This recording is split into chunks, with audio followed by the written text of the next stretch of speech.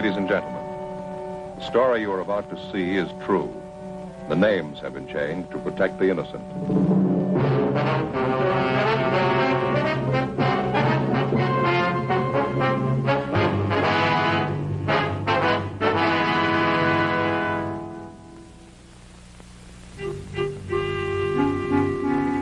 This is the city. All year round, it wears work clothes. On holidays, it dresses up.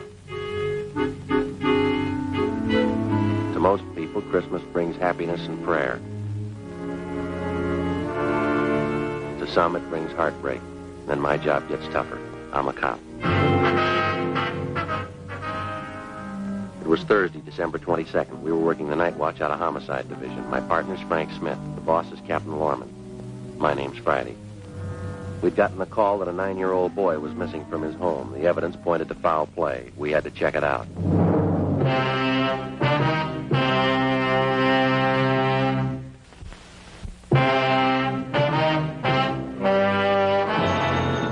Okay. Homicide, Friday. Oh, yeah, Doherty. Uh-huh, yeah. What's that number? Right, I got it. Yeah, 9-year-old, huh? Well, how long's he been gone? Right. Well, how do you figure homicide? Uh-huh. Oh, yeah. Yeah, right. Okay, sure, we'll get right on it. Right. Anything? Doherty, Unit 113J. He and Levinson are out on Hollis Avenue trying to track down a 9-year-old boy. What's the story? Well, the kid's missing, suspicion of foul play. How long's he been gone? About 2 hours. Kid was last seen playing in the backyard of his home. Yeah? Doherty says they checked over the yard. Find anything? Blood stains, lots of them. They look new. Tom Doherty from Highland Park Juvenile was waiting for us in front of the house. We went down the driveway and into the backyard. Doherty told us that the boy's mother told him that she'd gone out to do some Christmas shopping at 11 o'clock that morning. And when she returned home at 2 p.m., the boy was gone. His name was Stanley Johnstone, age 9 years. Ray Pinker started his preliminary investigation of the stains found on the patio.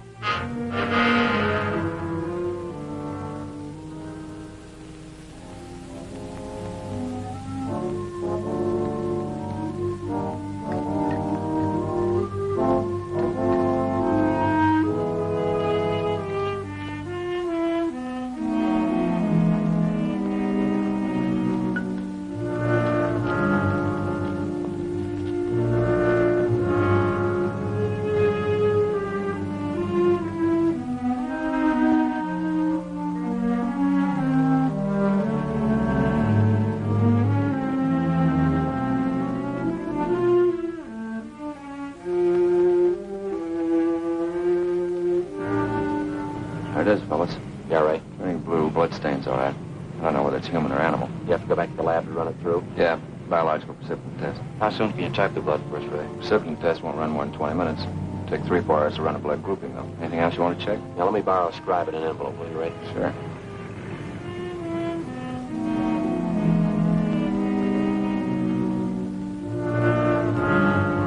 .22 caliber empty cartridge casing. I marked it for evidence.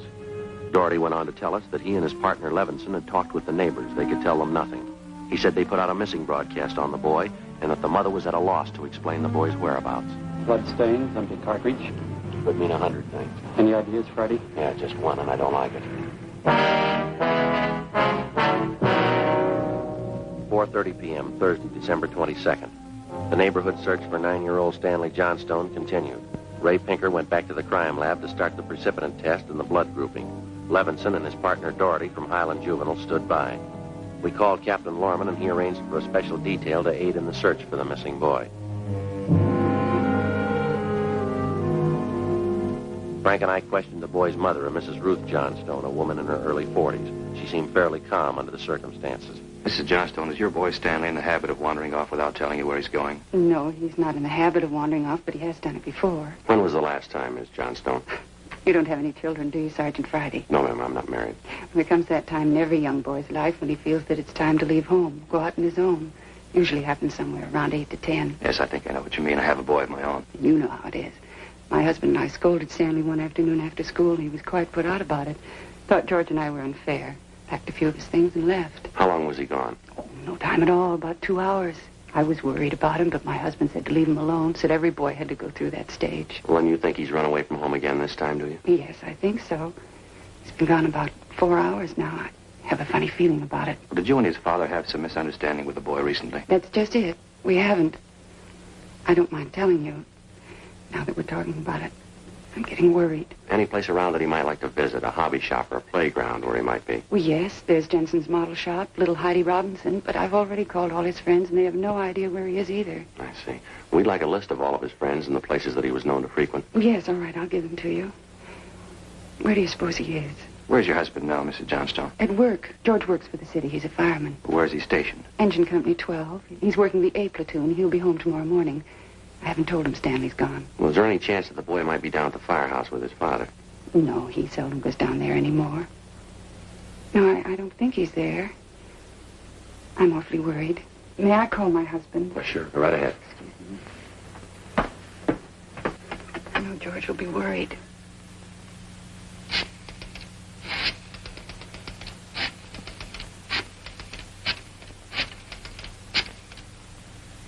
Engine Company 12, please. Stanley's been gone too long. Hello? May I please speak with George Johnstone? This is Mrs. Johnstone. Thank you.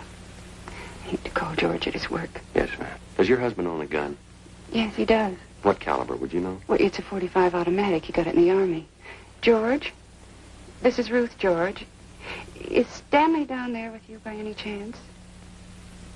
Oh. No, I can't find him anywhere. He wasn't here when I came home from doing my shopping. Well, there are 2 policemen here. No, dear, I'll call you if we don't find him soon. All right, dear, yes, you too. Bye. I didn't think you'd be with George. That .45, is that the only gun in the house? Yes. Why are you asking about guns? Has anything happened you're not telling me about? No, ma'am, just routine checking. We'll have to take a look at that .45 if you don't mind. Well, maybe I should tell you. We do have another gun in the house, but it's all wrapped up. George bought it for Stanley's Christmas present. Wonder if we could see that, please. Well, yes. Do you have to unwrap it? I'm afraid so. Well, it's this way. It's in this closet. Think I can reach it? Can't hide it. Oh. Stanley must have found it. It's gone. Here's the gift card and the box the gun came in. It was a rifle. Wonder if I could see that box. Of course. Thanks, sir.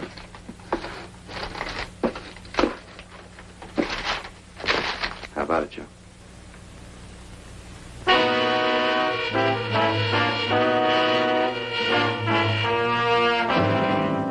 Thursday, December 22nd, 5:15 p.m. The search for the missing boy continued. We checked the list of Stanley Johnstone's friends. None of them or their parents had any idea of his whereabouts. We talked with Doherty again. He'd been in touch with the detail combing the neighborhood. They found nothing. We went down to Hollis Avenue and 10th Street, the service station on the corner. Want a dime, Joe? No, I don't.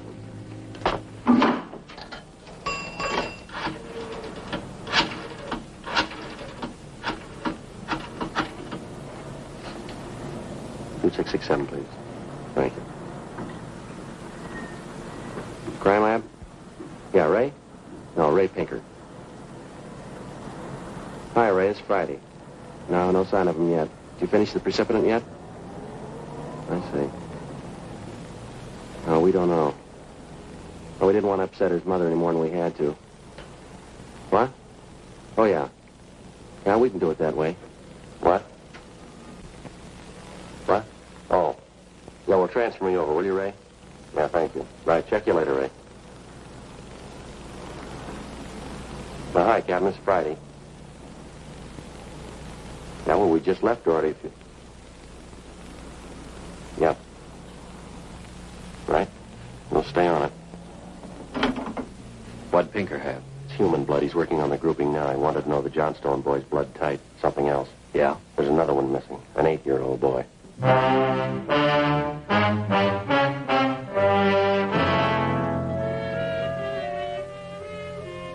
6:30 p.m. We talked with Officer Doherty about the other missing boy. He told us that his name was Stephen Martin, 8 years old. His family had just moved into the neighborhood. It seemed that no one besides the Martin family knew that the boys played together. We got a description of the Martin boy and put out a missing broadcast. We called the Johnstone's family doctor. He told us that Stanley's blood type was type O. At 7 p.m., we talked with Mrs. John Martin. Stevie told me he was just going out to play. He said he'd be home by 6 for dinner. Yes, ma'am. He's always prompt, never overstays his playtime. It's after 7, isn't it? Yes, ma'am, 5 after. You sure Mrs. Johnston doesn't know where the boys are? She has no idea, Mrs. Martin. It's terrible, just awful. I feel there's more to this thing, something you're not telling me. Well, there's no use to upset you until we know a few things for sure. Then you are holding back something. Please try not to worry, Miss Martin. There are certain questions we have to ask, routine questions in any kind of investigation. Is there anything else you want to know? Yes, what's your boy's blood type? Funny question. Do you think anything's happened to him? Have you found him and you're not telling me? No, ma'am, we haven't found him. We don't think anything's happened to him. Blood type. Yes, ma'am. I think I have it written down in Stevie's baby book.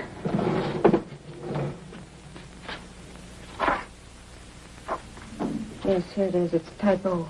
Thank you. I wonder if I might use your phone. Yes, of course, in the hall. Thank you. Excuse me? Mm-hmm.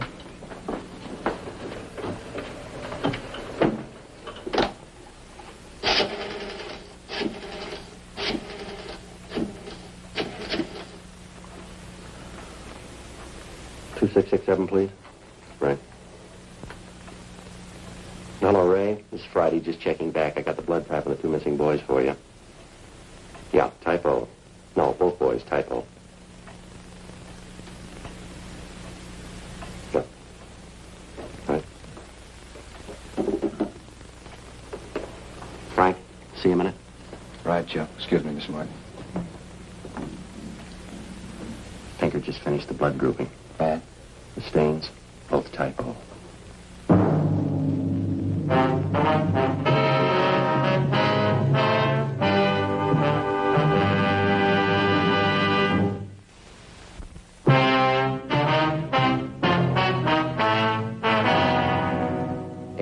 Thursday, December 22nd.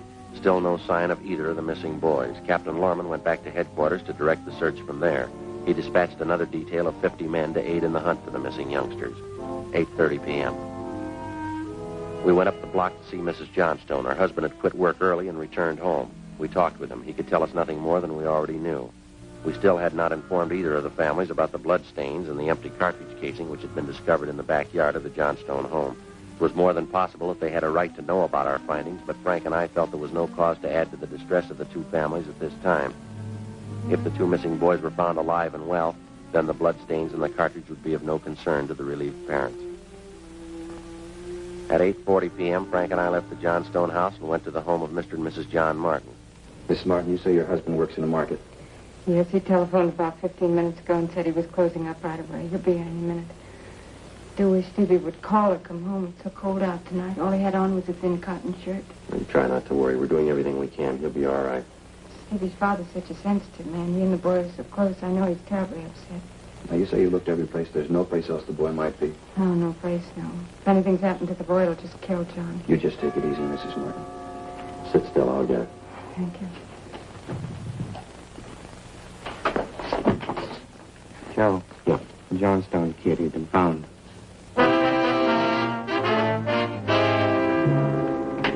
He's home, Sergeant. He's come home. Thank God he's all right. Well, where's he been? Did he tell you? No, he didn't. He's acting so strange. I've never seen him like How do this. you mean, Mrs. Johnstone? Well, he just came in the front door, said hello, Mom, sat down in a chair and stared at the floor. Won't talk to his father or me. Mind if we talk to him? Well, no, go ahead. I asked him about the little Martin boy, but he wouldn't tell me a thing. Where's he now? In the dining room.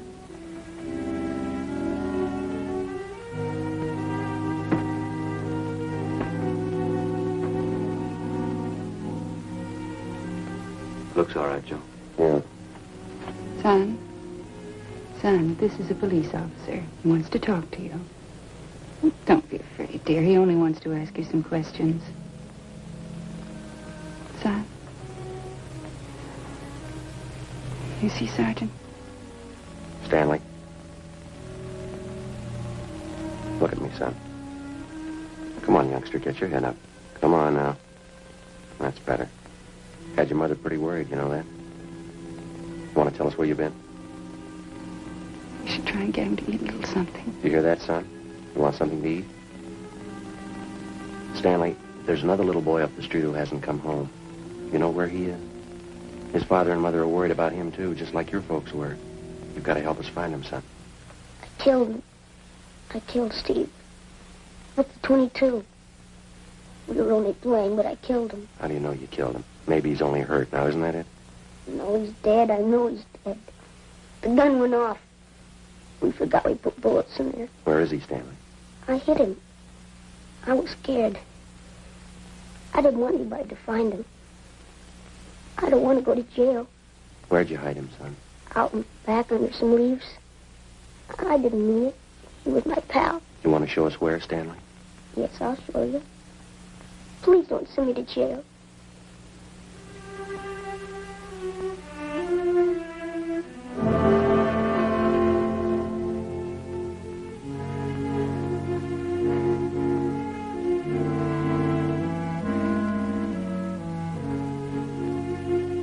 (9:15 p.m., Thursday, December 22nd. 9-year-old Stanley Johnstone led the way out beyond the backyard of his home. He showed us the wagon he moved the body in.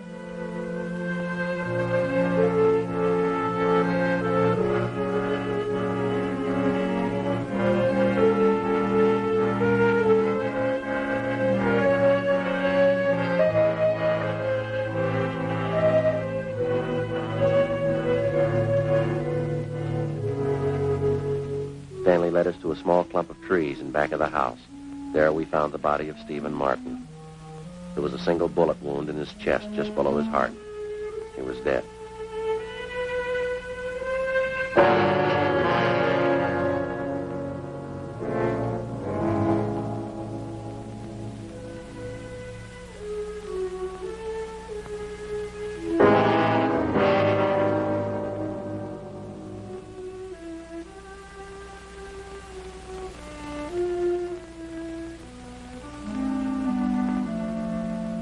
I knew my folks were going to give me the gun for Christmas.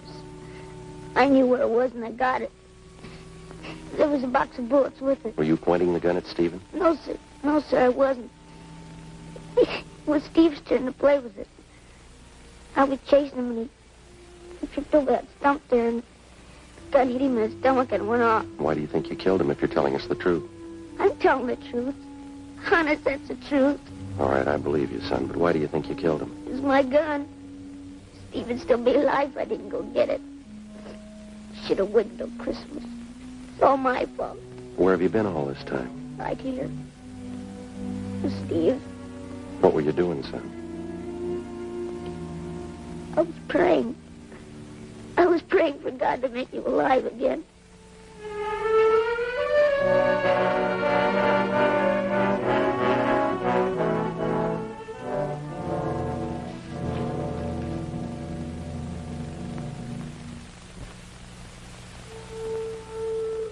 After a thorough investigation, Frank and I were convinced that the shooting of Stephen Martin was accidental. All evidence indicated that the Johnstone boy was telling the truth.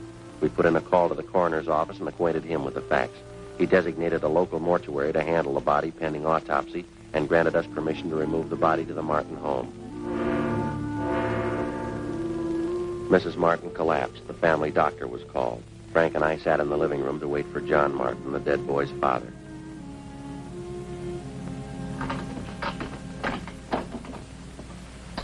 Edith? Edith? Mr. Martin? Yes. You the police? Yes, sir. Where's Edith? Where's my wife? Well, has my boy come home yet? Well, have you found him? Yes, sir. Well, where is he? Stevie? Stevie? Where's Steve? He's hurt, isn't he? Yes, sir. Well, where is he? I want to see him. He's hurt pretty bad, Mr. Martin. Well, where is he? I want to see him.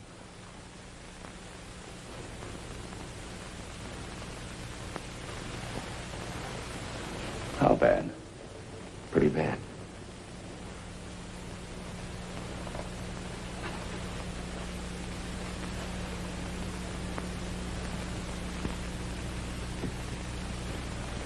He's dead.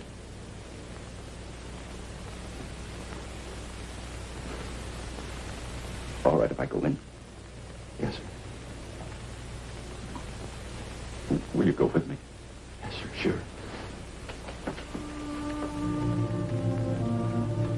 Don't make it any harder on yourself, Mr. Martin. I see my boy. Stevie.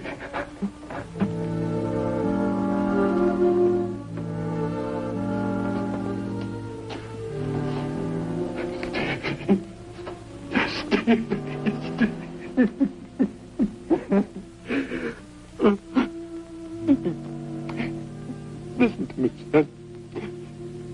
We've got a lot of nice things for you for Christmas. Everything you wanted. I got you 3 new cars for the train. And the one with the searchlight on it.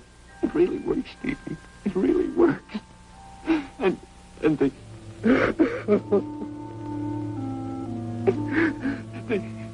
the new switch you wanted. And a lot more track.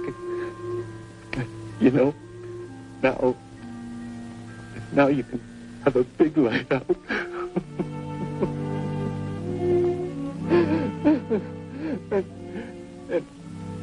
and you know that catches that you wanted? I got that for you, too. The cowboy outfit.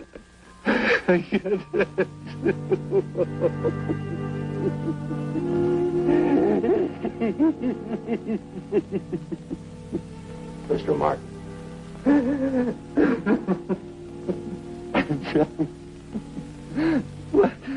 What happened? It was an accident, sir.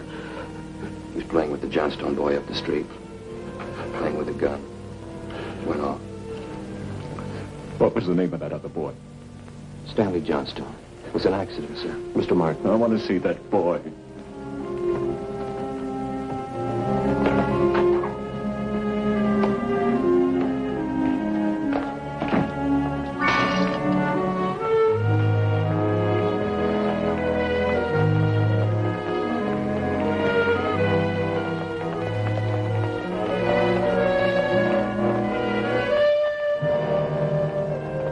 We had no idea what the dead boy's father had in mind.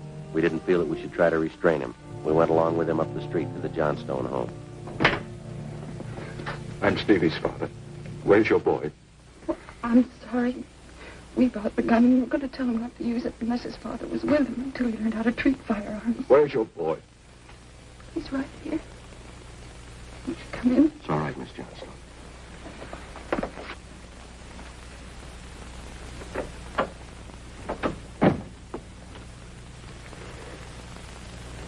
Are you the boy that was with Stevie? Yes, sir. What's your name? Stanley.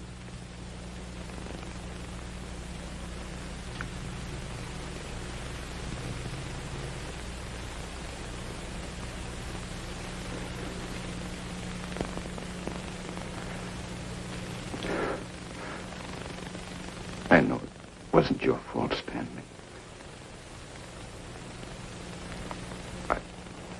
I wonder if you'd do something for me. Yes. I've got a lot of nice presents for Stevie. I know he'd like you to have them. I want to give them to you Christmas Eve. Mom, I think that'd be a fine idea, son.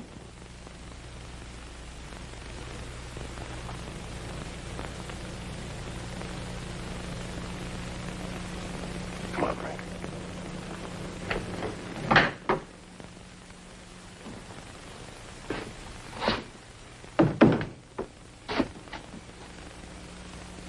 Well, what's it all prove, Joe?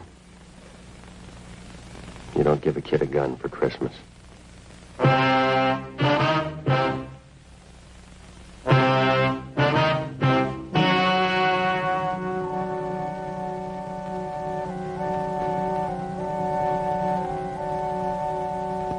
On December 24th, the coroner's inquest was held at the County Morgue, Hall of Justice, City and County of Los Angeles, State of California. In a moment, the results of that inquest.